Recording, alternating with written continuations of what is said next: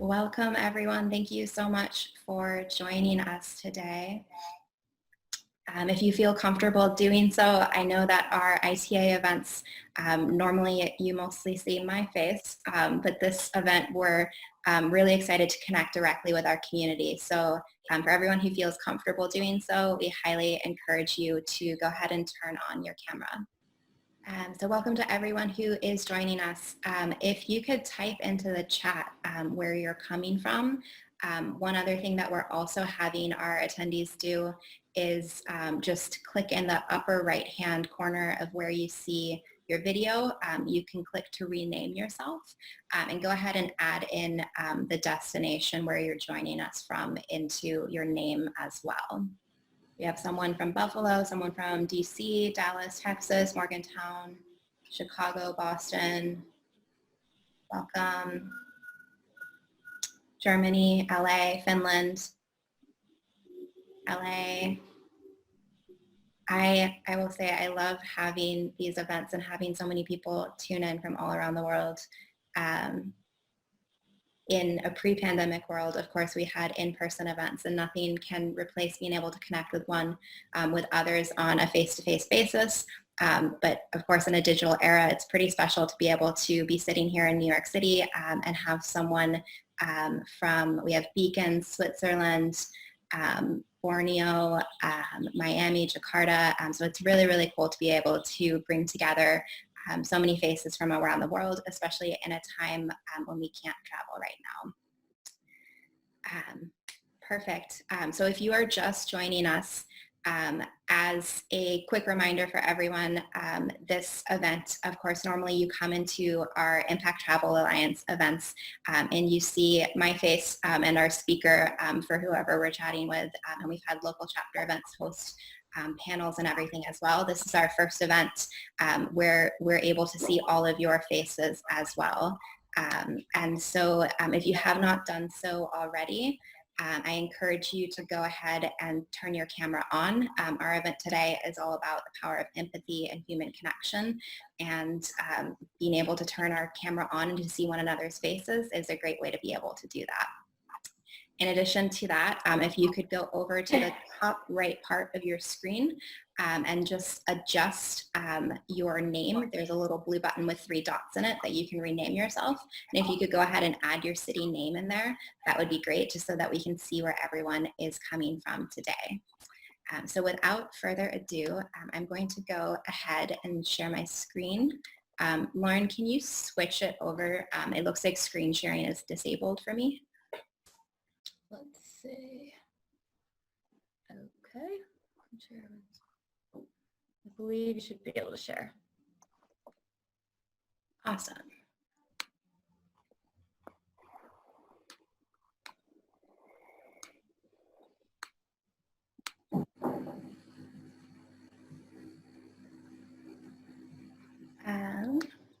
This is the second time this has happened to me in the last week where I can't present my Canva.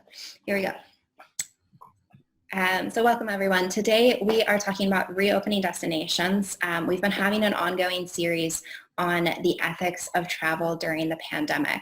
And as you all know, if you've been to one of our events before, this isn't necessarily a black or white situation where it's easy to say you should go somewhere, you shouldn't go somewhere, just because it's open or closed. So we've been having a lot of ongoing discussions to really help to inform you so that you can make conscious decisions to think about whether you should be traveling somewhere. And if you decide to stay home, we've been providing ways that you can support communities even from digital experiences.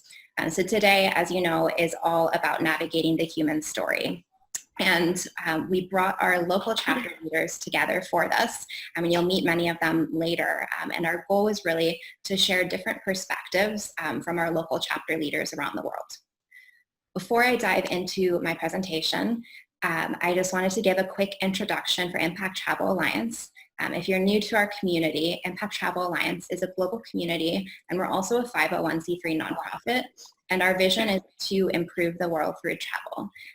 So we are independently run, and again, we're in a 501c3 nonprofit, and I think what makes it really special about the content that we're creating is we're not trying to sell you something, we're just trying to educate you so that you can make more informed decisions. So that QR code there is there. If you're able to support us with our donation, that would be fantastic. We keep these events free because we really want them to be accessible to a wide audience and to reach as many travelers as possible. But of course, we appreciate any donations for this pay what you can model. I wanted to start off with a quote, and this is from Brene Brown. And the quote is that empathy is not connecting to an experience. Empathy is connecting to the emotions that underpin an experience. And I think 2020 has been a really, it's been a wild year in many ways, to say the least. But I think especially for travelers, it's been difficult because we've been stuck at home, and it feels like travel is just this core part of us where we want to go out and we want to connect with the world around us and different people around the world. So I just wanted to open up with that quote talking about empathy and thinking about it as not necessarily being directly connected to an experience, but connecting to the emotions that underpin that experience. So as I mentioned, we've been hosting these events on reopening destinations and the ethics behind travel during the pandemic. I'm going to do a quick run through of some of the core topics that we've covered. But if you have not seen the recordings of these events already, or if you haven't been to those events in the past, this is the super quick Cliff Note summary that I just wanted to use to set the tone for what we're going to be talking about today as a group. And you can, of course, visit our YouTube channel and you can see all of those recordings online as well. So we kicked off our series talking about balancing safety and the economy, and we did this through a discussion focused on travel in the Caribbean. And as you all know, the Caribbean is a destination that is incredibly reliant upon tourism dollars. And so we brought in Louis Girma, and she talked about how the Caribbean was reopening and the ethics of traveling to those destinations, how to do so in a conscious way, understanding that it's not just safety or the economy, it's a tricky balancing act to try to make sure that those destinations that are so reliant upon tourism dollars are still supported, but done so in a way that's not negatively impacting their community because they have travelers who are just coming in and not thinking about the risks of the coronavirus and safety. We also host an event over the summer because so many destinations and media companies were talking about road trips. And here in the United States, one of the most popular destinations for a road trip is to the Grand Canyon. But a lot of road trips in general, they do just go through indigenous land. And looking at the Grand Canyon in particular, we brought in Alfreda Little Boy, and she is a member of the community for Navajo Nation. And what many people don't realize about Navajo Nation is that it has been the most heavily impacted by the coronavirus in the United States. And the New York Times actually, they just ran an article this morning about how the coronavirus is impacting so many different parts of the United States right now that it's hard to pinpoint exactly one region that has been the hardest hit. But the Navajo Nation has remained high on that list since we hosted that event and through to today. And thinking about when we're taking these road trips through these regions, we're not necessarily thinking about how we're going through land that's owned by or inhabited by indigenous communities, and looking at Navajo Nation specifically, actually 1/3 of that community does not have access to running water. And so we have all of this talk about the coronavirus and how the biggest way to combat it and to stay safe is to wear a mask and to wash your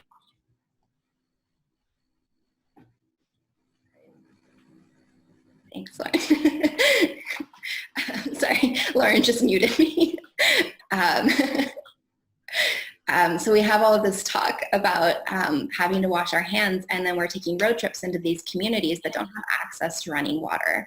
So we talked to Alfreda about should we be going to that destination, and if we decide to do so, how can we do so in a conscious way for their community to make sure that we're keeping safety top of mind and also supporting locals with our tourism dollars. And most recently, we had a conversation with James Nadiope, and he is in Uganda, and we talked about how tourism is so deeply connected to conservation efforts.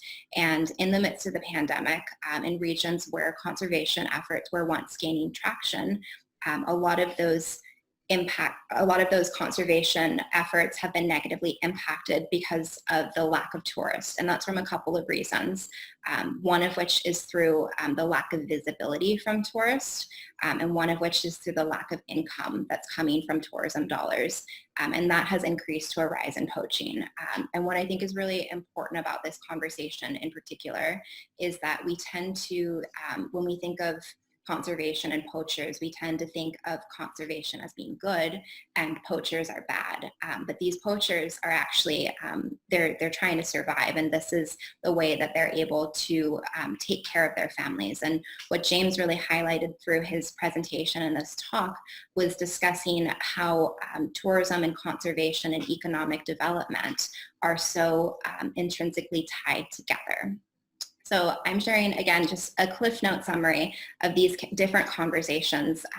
You can visit our YouTube channel and see the conversations in full, but my intent with having that summary is just to kind of set the tone to think about these concepts around the ethics of travel. And we have things like travel shaming now. People are leaving and going somewhere, but they're afraid to post about it on social media because of a backlash from their followers. And so I just wanted to paint that picture so that we understand that this is a more complex problem than it's frequently posed as, especially in a world on social media where we have attention spans that are about 30 seconds long.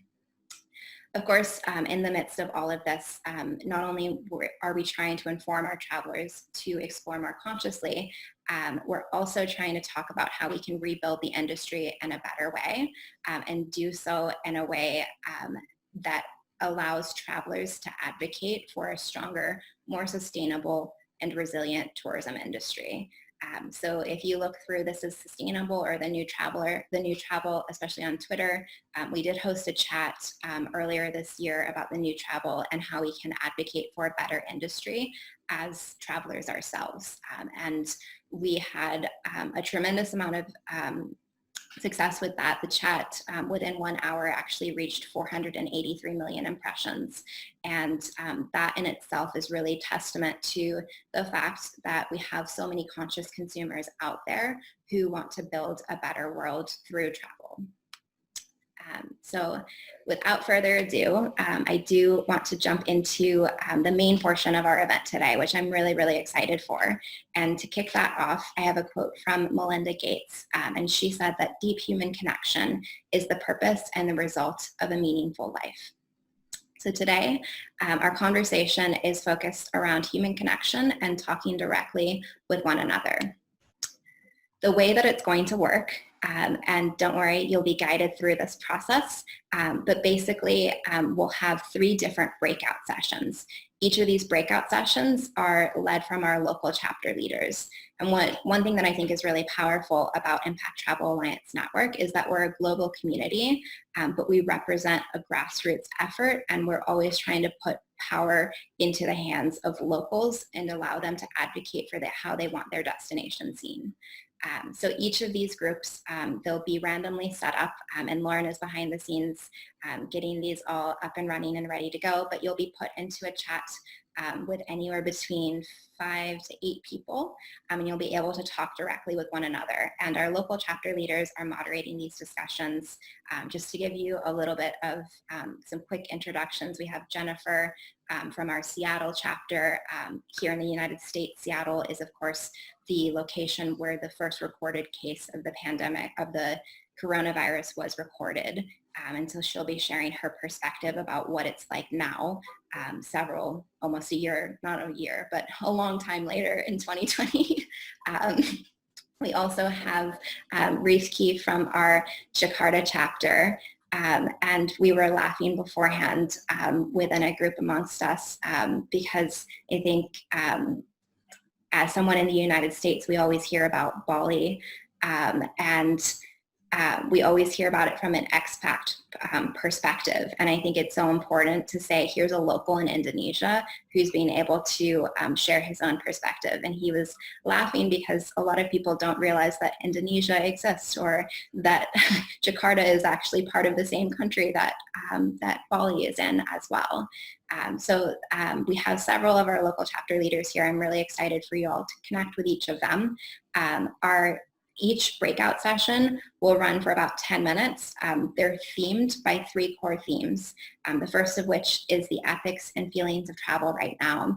The second of which is perspectives from locals around the world. And the third is ways that we can advocate for a better future.